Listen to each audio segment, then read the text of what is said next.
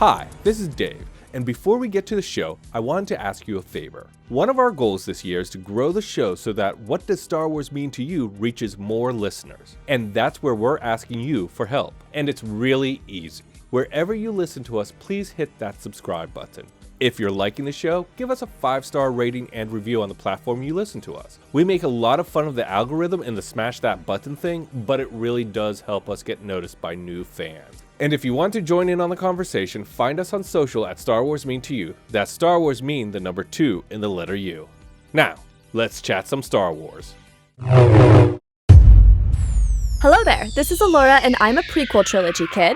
And this is Dave, and I'm an original trilogy kid. And you're listening to What Does Star Wars Mean to You? The show where we talk to all kinds of fans of the franchise, from industry insiders to indie artists, from obsessive mythologists to mega collectors, all for the one goal to take the hate out of the debate by focusing on one fan at a time to find out what does Star Wars mean to you. Plus, it's just fun to chat Star Wars. It is. Take that hate right out. That's what we do. So if you want to get in on the conversation, join us on socials at Star Wars Mean to You. That's at Star Wars Mean, the number 2 and the letter U. Like and follow us. And also, to help us get the word out about the show, subscribe to it and rate us. I always hate saying and rate us, because I feel like you're not rating us. Rate the show, you know? Yeah, rate the show, yeah. Give it a 5-star rating so that everyone can enjoy what does Star Wars mean to you. Yeah, I mean, I would say, rate us if it's a 5-star rating. You know, maybe don't if you're just going to troll us. Yeah, if you're going to troll us, do it on social. Yeah, go do that on Twitter. Yeah, we can take it. We can take it. We actually can't, so please don't. No.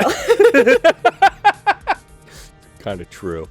Yeah. Last week, we spoke to author John Jackson Miller, and during our conversation, he just casually brings up that Rey's lightsaber is yellow, and that the 1977 Kenner action figure of Luke Skywalker had a yellow lightsaber as well. That was wild. I didn't know that. I knew that. Here's the thing. I knew that. I didn't put the two together at all. Yeah. Never. And so that quietly blew my mind when he said that. And I almost stopped the interview and was like, wait. Was that intentional?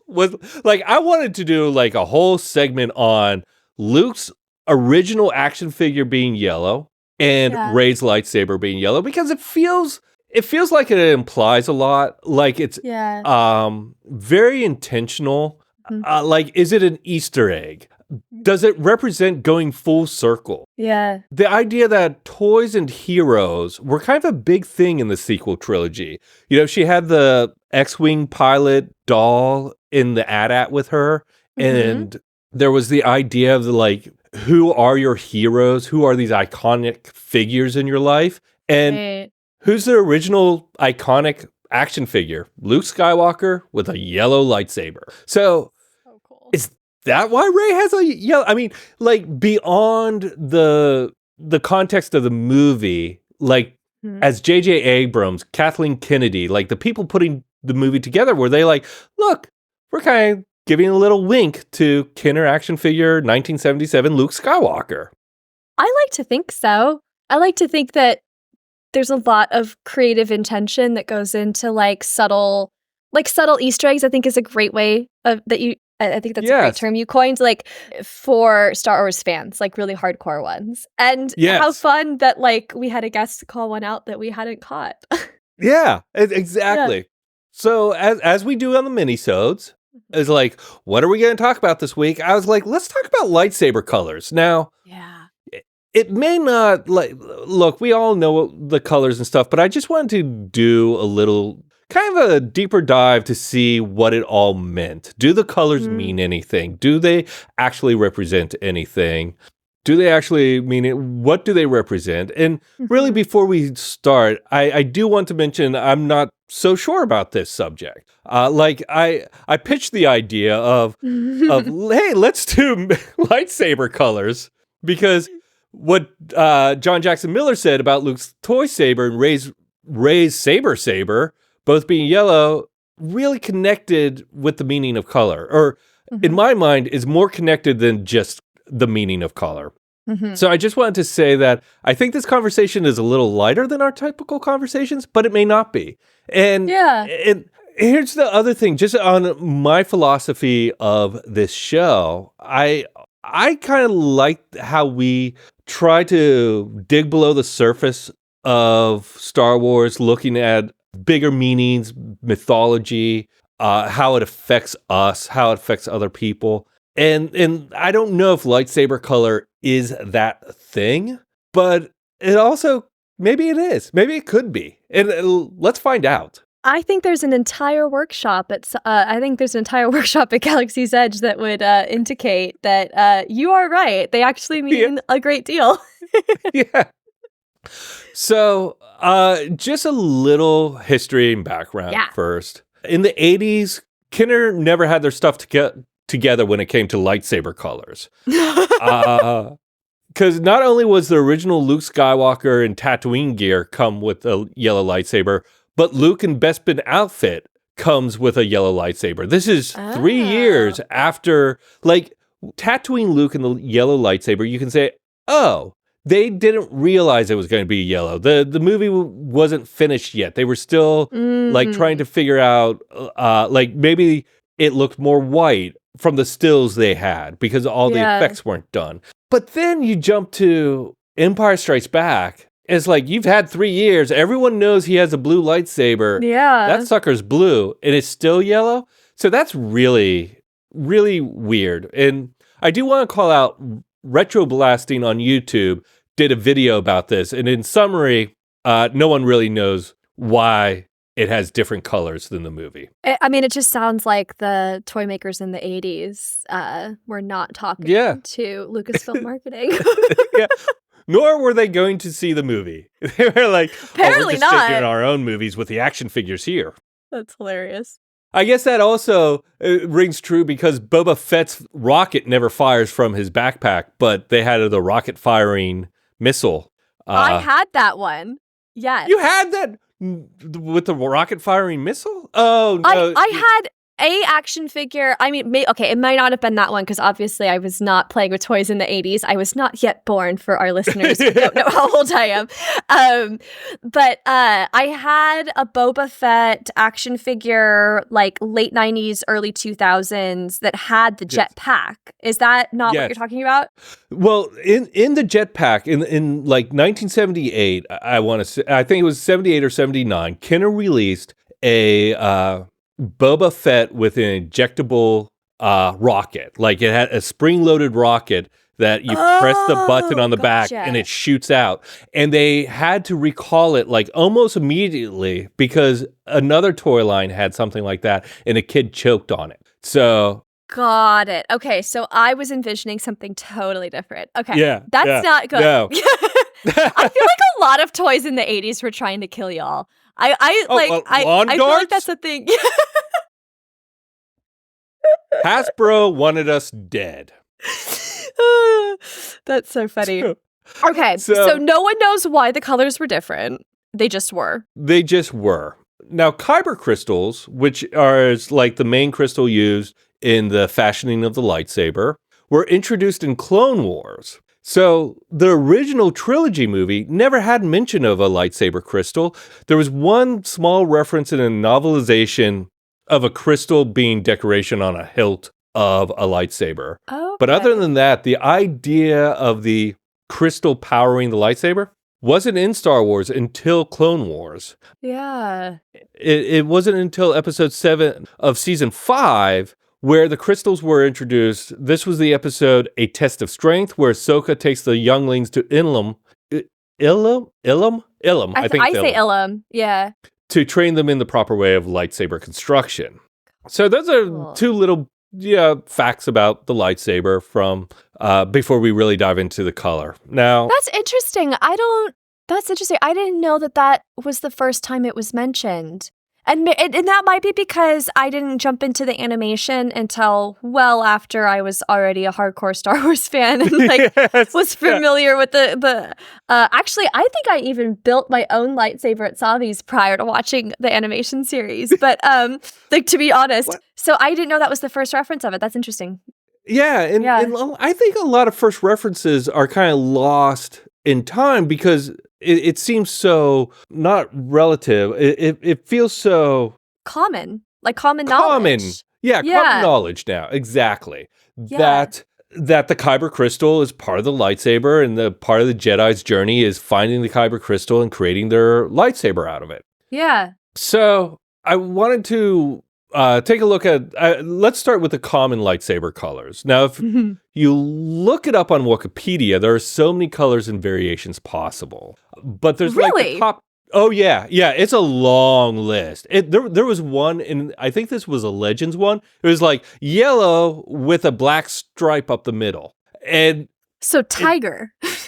Tiger. I was thinking Pittsburgh Steelers, but yes. Oh, there you go. Yeah. So and I was like, wow, there's a lot of different lightsaber colors here. But really, when you're talking about the movies, I think it really comes down to blue, green, purple, yellow, white, and red. And purple's kind of more like a specialty. Yes.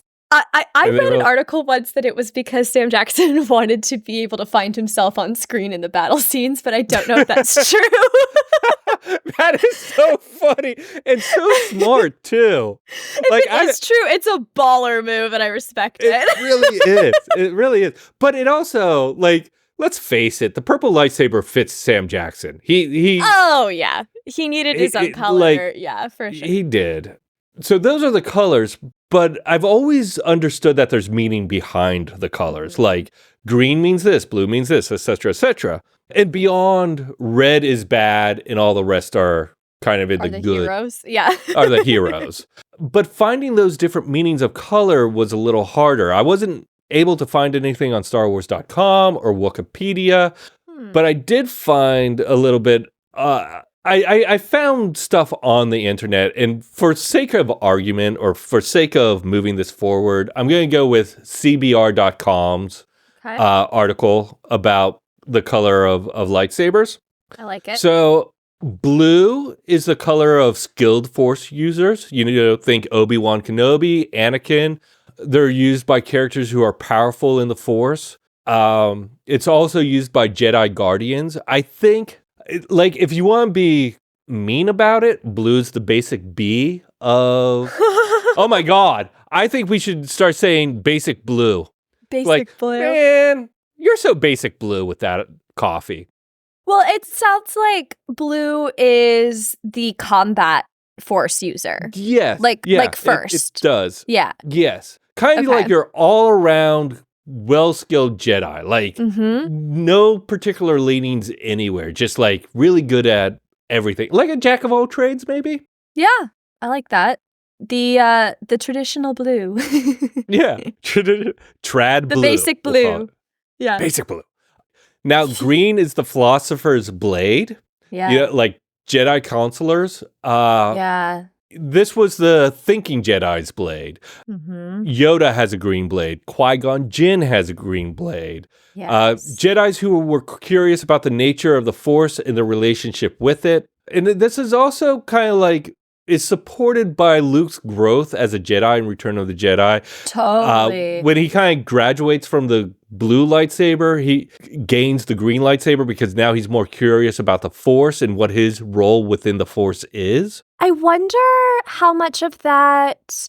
I wonder what other evidence is out there. And so join in on the conversation on social because I don't think that we've pulled this, but if anyone else has an example of the Jedi going into kind of more of like Master Jedi and having their own Padawans, is there a transition in their saber blade color?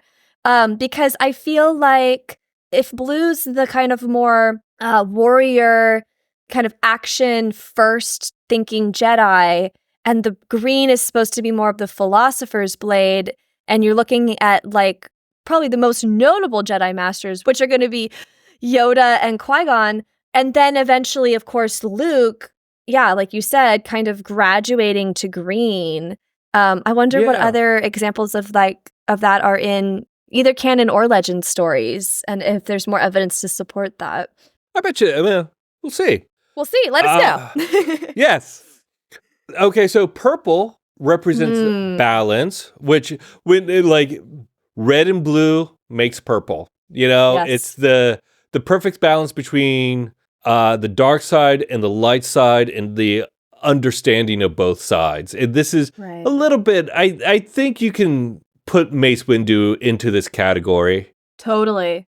Of knowing what the dark side is capable of, but being able to not control it. That's the wrong word. Being able to work with it, with his Jedi blue side, his basic blue side. I agree with that. Yeah, he's a very complex character in that way. He is. Yeah. Now, red, everyone knows. Red is the color of the Sith. You're a bad guy if you got a red blade. If you're in black leather with a red blade, bad guy. And isn't Acolyte the first time we saw the process of a kyber crystal becoming red? Yes. So a dark Jedi will bleed the kyber crystal, essentially forcing it to the user's will. So it's a very kind of violent, destructive. It's a blood oath to the dark side. It's a blood oath. That's a really good way to put it. Yes. Because it's actual physically bleeding it. Well, it's torturing it, causing it pain, and making it, forcing it to your will. And so it's this really, and that first appeared, I want to say, in the Darth Vader comics by Gregory Pack. And it was a bigger process or ritual in that than it was in Acolyte. Okay. But I thought it worked pretty well in Acolyte. I'm not going to fault it. It was one of the better scenes in Acolyte. Yes. And does it adhere to the comic book version of bleeding a crystal? Probably not. But is it kind of in thought the same thing and visually seeing it on screen that way more interesting? Maybe. Yeah. I don't think it dawned on me prior to you describing the bleeding of the crystal as being torturing it and bending it to your will, that the crystal is more than just a power source. It's actually it's almost like a sentient thing that connects you to the Force. Yeah, and I don't know because sentient I'm sure might be too strong of a word, but no, it wasn't. It's I'm not, because I did find discussion of how a crystal could be just white or a neutral color, and depending on who's working with it, it transforms to the color that's appropriate to the Jedi.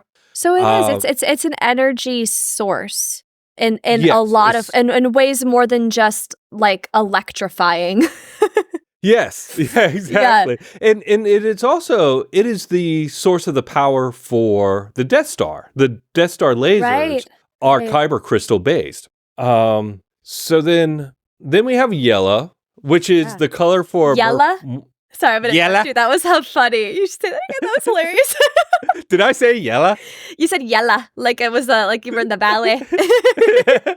So then we have yellow. Mm-hmm. It's the color for more personal Jedi. Now, these are used by Jedi who want to help people, who are more the Jedi of the people, very much like the Jedi that John Jackson Miller was representing in The Living Force. They want to go out and help people. Right. And so, and I think that's hinted at with Rey a bit, that she was more a Jedi of the people. And the other thing is, she was also kind of tasked with protecting the ideals she had learned from the lost temple of the Jedi. Mm-hmm. So maybe that's why her saber was yellow at the end of the sequel trilogy. Although I'm going to go back to say, I think it's more because 1977 Luke Skywalker action figures lightsaber was yellow. She does take the Skywalker name. She does take this, exactly. So it's very easily could be a nod. Also, it's also going back to the idea of heroes. It represents her stepping into the footsteps or the shoes of her own hero, Luke Skywalker, and becoming a hero herself. Yeah. Totally true. I like that analogy. Yeah. Right? Now, white is the color of purified kyber crystals, and Ahsoka famously purified her sabers that were in Ahsoka and were white. Also, Mandalorian. She took kyber crystals that were red from a Inquisitor. Is that what they're called? The Inquisitor. Yeah. I think so. From Yeah. the Inquisitors, and basically healed it and purified it, becoming white, which makes you like Ahsoka so much more. I mean, I already love Ahsoka, but then doing that, you're like, man, it's like the people who put up put up TikToks of their rescue dogs like first year, and they're like, this is the rescue dog on day one, and you're like, oh, he's so cute, and then he opens up and becomes a fun loving smiling dog, and you're like, oh, that's just so amazing. Well, the white crystal is Ahsoka's pet kyber crystals, I guess. She found them at a kennel and was like, come home with me, I'll fix you. You home needing pit bulls. And she does. A red kyber crystal would be a pit bull. Yeah. I think so. Now, black is the color of the darksaber. Now, this is unique because there's only one of those. Right. It was created by the only Jedi who was also Mandalorian, whose name is Tara Vizsla. I think so, I'm sure I'm messing that up. And it is much shorter than the typical lightsaber and is housed in a hilt made from the Mandalorian metal Beskar. And there's also, that one's another one that somehow mentally connects with the user. Like, you have to be able to control it and use it well, you have to be kind of mentally connected to it, or it has to want to be connected to you. Well, and I think you have to earn it too. Like, I think that it's only loyal to whoever has earned it, and a lot of senses of that word. Yeah. Yeah. Yeah. And so again, on StarWars.com or Wikipedia, the places I think of as Star Wars super knowledge definitely occurred, whether it's in Legends or canon. In looking at all these, there's nothing definitively said that, oh, if it's green, it means they're a philosopher. If it's blue, it means they're an action star. If it's orange, it means they're like a gray Jedi. There wasn't anything specific within that lore. There may be stuff in Legends more so, but the Disney canon doesn't. I haven't found any kind of proof of definitive, yes, this color means you're a philosopher. This color means X or Y or Z. Well, we might be able to find some answers in actual color psychology. Oh. Philosophy, maybe? Well, there's a whole principle of marketing where certain colors are supposed to evoke certain feelings and mean certain things. Yes. A lot of money goes into advertising research before brands pick out logos and stuff, if they're large enough. And I think that in terms of the colors of the sabers, a lot of what is stereotypically associated in terms of evoking feeling, for various colors of the sabers, I think that it's dead on with your analogy as to kind of, or what you found for sure, as to why those might be assigned to different types of characters. So for blue, it's being associated with kind of more of the combat, courageous, disciplined warrior kind of thing. That makes a lot of sense because blue is often supposed to evoke a lot of stability and trust. Oh, wow. And it's also supposed to invoke a calmness. I don't know if that's true, if it's coming in the form of a laser blade at you, but that's so true. I mean, stepping into a Walmart is very different than having Luke Skywalker barrel down at you with a blue lightsaber. Exactly. I also would not describe early Luke and certainly not Anakin as calm Jedi. That's true. And so I think that they probably were more going for the trust, loyalty, stability side of things on that. Yes. So green in the color wheel is linked to harmony and renewal and growth and healing and balance and connection to nature. that makes a lot of sense if you're talking about characters that are all about like focusing more on like the Force wisdom and like peace and negotiation over conflict and Yoda and Qui-Gon to a T. To a T. Like green's also often, I think, associated with money. I don't think it takes a PhD psychologist to know that. No. Because as soon as you said green is also associated with, my mind went, money. Money. Which, honestly, I think could be tied to some of the diplomacy things, right? Like, I mean, you're talking about the Jedi that were really focused on maintaining diplomacy in the galaxy. Well, a lot of that was economically driven. So it might be a reach there, but that's there. No, the Trade Federation. Exactly. I mean, the whole thing starts about money. It's all economically driven. Chaos in the galaxy. I'm gonna keep going with the stereotypically like light side of the Force colors, and then we'll go into the dark side. Okay. Purple. So if it's supposed to be this balance between light and dark, well, purple's associated with like mystery and spirituality, and royalty. Of course. And I would think all of those things actually really well define Mace Windu as a character. Yeah, and he is a mystery. Like it's hard to pinpoint who Mace Windu is. Like Qui-Gon, you get a sense of like, oh, he wants to do good. He wants to challenge the Jedi Council. He wants to... He kind of wants to retire at the lake house knowing that there's like, coexistence in the galaxy because everyone like listened to each other. Yeah.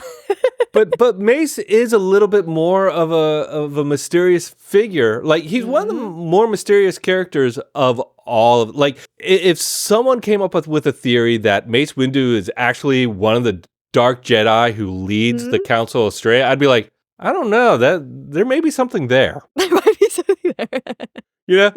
It wasn't Darth Jar Jar, it was Darth Windu.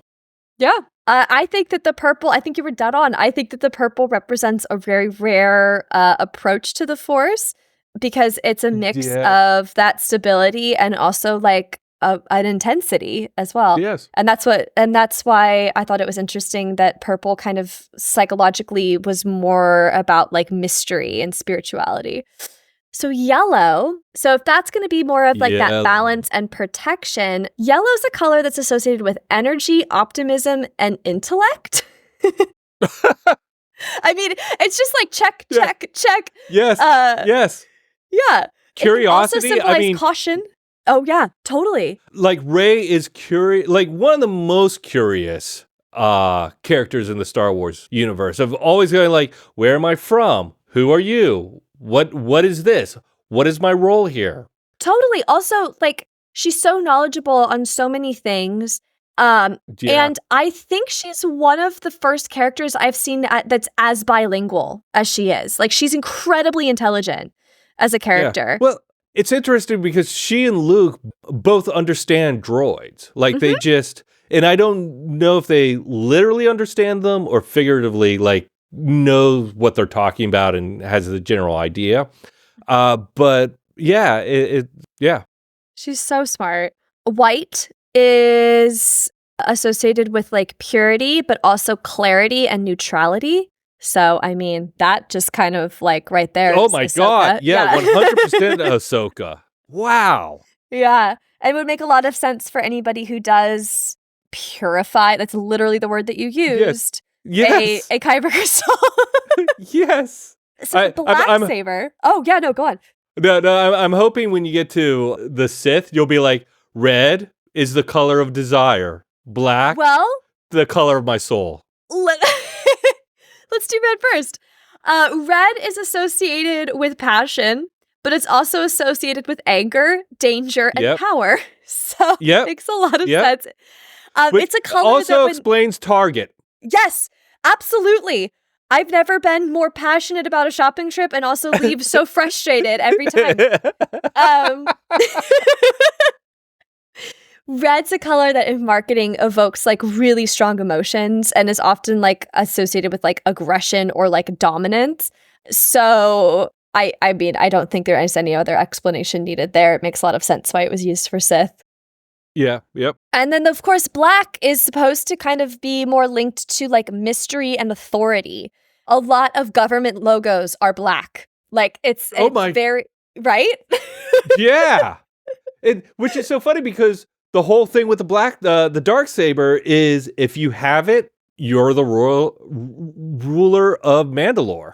Yes, like you have all the authority. Is a strong sense of control. It symbolizes a leadership. It makes a lot of sense. There's only one, and that it has such power that's associated with it. Yeah, it's the one ring that binds them all. Wait, I'm getting my fandoms. Yeah. What else was I going to say about colors? I think that was it. I think that I just like, as you were telling me about kind of like the narrative choices for like how colors were used in Star Wars sabers, that it really resonates with like the emotional response and like the psychological response of colors that I thought was really interesting. Yeah. It is. And I feel like here's like my kind of like what I think of all of it is I still don't really buy that they specifically mean something in the Star Wars universe. They don't specifically mean that much any more than, oh, I have a green lightsaber, or you know, it's that's true. They don't reference it. Yeah. Yeah, it's not like, Luke, here's your father's blue lightsaber. It's blue because he was a Jedi Guardian. Right. But it is more the filmmakers, and it could be instinctual, or it could be research going, okay, these colors kind of match this character. Yeah. You know, it's how do we represent this character in a lightsaber color? Green works really well for Luke as a Jedi in Return of the Jedi, as opposed to the blue where he's just starting out.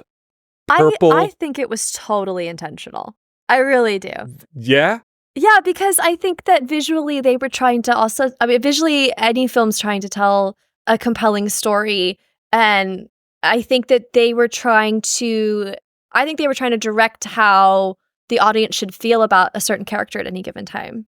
Yeah, knowing, like, my favorite thing about Lucas as a creator is his knowledge of being able to convey a thought within an image instantly, so that the audience understands what they are seeing, even though they're seeing something they've never seen before. Totally. And so I think you're probably right that he is smart enough to go, well, this works because of this. Wow. What color would you choose? You're at Savi's. What do you pick out? Oh, God. I don't know, because it would be between blue and green, just because I'm an original trilogy kid. Yes. Part of me would want red because it's super cool, but then another part of me would be like, yeah, you're not cool enough for red, so blue or green. And I think, oh, this is so hard. It's hard. I literally, because I built a lightsaber at Savi's and it was tough. I'm going to go, I think I'm going to go green, because that was the ultimate one that Luke ended on. And you know, I always kind of liked the green lightsaber from Return of the Jedi. And I also like the idea that it's the philosopher's blade. Yeah. Even though I don't believe in it, I still like that concept that it's green, that it's closer to like being with the earth. It's more thoughtful. So yeah, I think I'd go green. That's cool. Cut to me picking a blue one. I know. That's so funny you say that, because I thought I was going to do green when I walked in, and then I saw the blue and I was like, gimme. I was such a basic blue bitch. The old triple B. The old triple B. I love my blue lightsaber. But I think that having gone through this mini-sode with you today, that I actually think that was a good personality choice for me, because while I would love to think of myself as the philosopher, calm, cool, collected, the truth is I'm still the girl that, you know, yells at catcallers on the street and would just charge into battle without thinking. So there's a little bit more of that kind of like warrior chutzpah in me, that spunk. I can see that. The logic and reason. Yeah. Yeah. So well, maybe in like 10, 15 years you'll grow into a green one. I mean, you know what? We should all hope for that for ourselves. Yeah. Yeah. I have to say though, and maybe this was like, I don't know, maybe this is bad juju, but I also purchased a yellow kyber crystal, and sometimes I swap them out.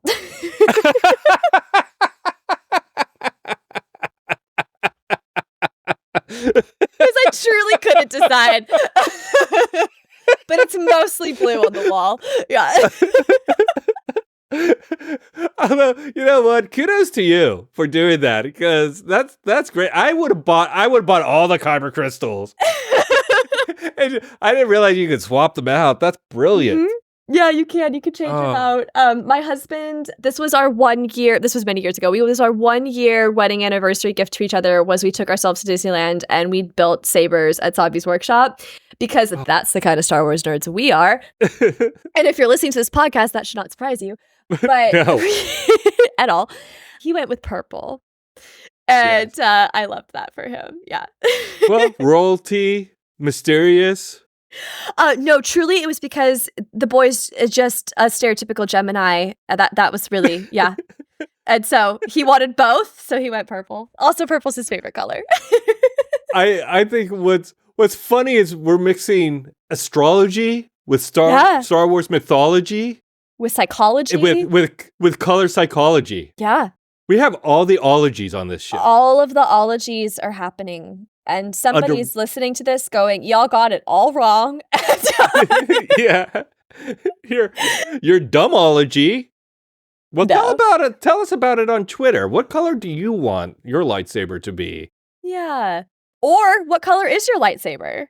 I don't have a lightsaber. That's why I speak in terms of which. But see, this is why you have to rate and subscribe the podcast, so that we can afford to send Dave to Disneyland so that he can go to Sabi's. Yes. It's about time someone Dave started GoFundMe. Get Dave to Disney. Get Dave to Disney. That's going to be our 2025 campaign.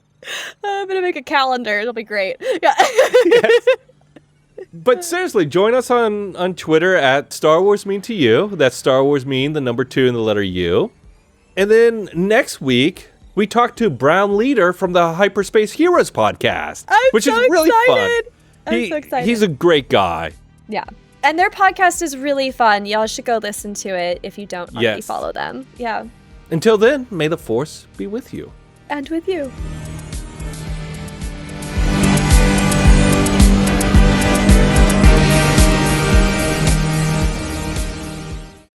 Right, hello there. Prep for voice, you will. Okay. That was a terrible Yoda impression. Okay. Ton of people, but I was like so freaked out, and my mom had to like be like, "No, the world's not going to end. We don't know what's going to happen." Blah blah blah. This was right around the time too, like the nuclear war thing, and then there was like some rumor that the sun was going to explode. Which every kid gets that rumor at some point. Okay. Yeah, that's what I was thinking. I had that too. I'll make you feel better about your fears. When I was 11, because it's a very similar fear.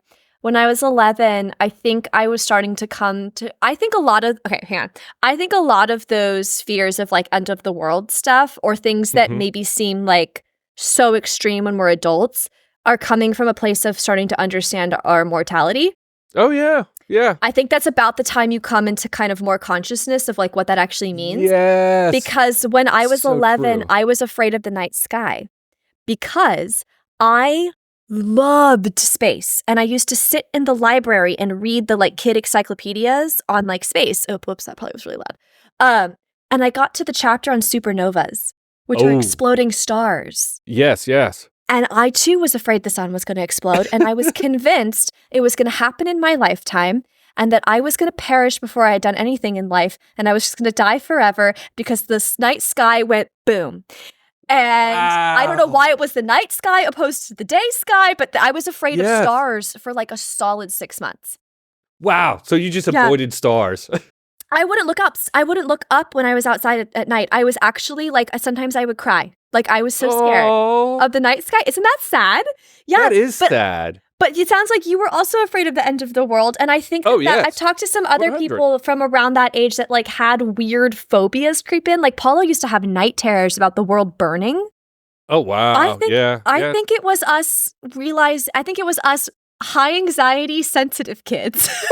Yes. Coming into terms with the fact that like life is not forever. That's my philosophy. Yeah. No, it totally makes sense. And also that if it were the 1400s, it might have been the devil burning the world. But like 1985, it's nuclear missiles burning the world. Yeah. I don't know what year it was for me, but when I was 11, I was afraid of like flickering stars because I was convinced they were going to yeah. That makes sense. You know what scared the bejesus out of me? Red Dawn. One afternoon, I was somewhere, and it was on HBO, and I watched it, and I was like, are the Russians going to kill us all? Oh, no! Wolverine forever. Yeah, no, I think the next time you feel like silly at your younger self, you should just remember that it was just younger you trying to process really big life philosophical questions in a way that made sense in a kid's brain. Yeah, it is oddly comforting to look at it that way. Because it goes, who knows? Totally I might just be telling myself bullshit, but it makes sense. Look, we're all telling. Hello there, this is Elora, and I'm a prequel trilogy kid. And this is Dave, and I'm an original trilogy kid. Yeah. And you're listening that was dumb. Cut that. 5 hours later. Okay, red means Sith. Should we just take that from the top? I think we should. Yeah, let's just take it from the top. It'll feel better that way. No. Hi, this is Dave. And before we get to the show, I wanted to ask you a favor. One of our goals this year is to grow the show so that What Does Star Wars Mean to You reaches more listeners. And that's where we're asking you for help. And it's really easy. Wherever you listen to us, please hit that subscribe button. If you're liking the show, give us a 5-star rating and review on the platform you listen to us. We make a lot of fun of the algorithm and the smash that button thing, but it really does help us get noticed by new fans. And if you want to join in on the conversation, find us on social at Star Wars Mean to You. That's Star Wars Mean, the number 2 in the letter U. Now, let's chat some Star Wars.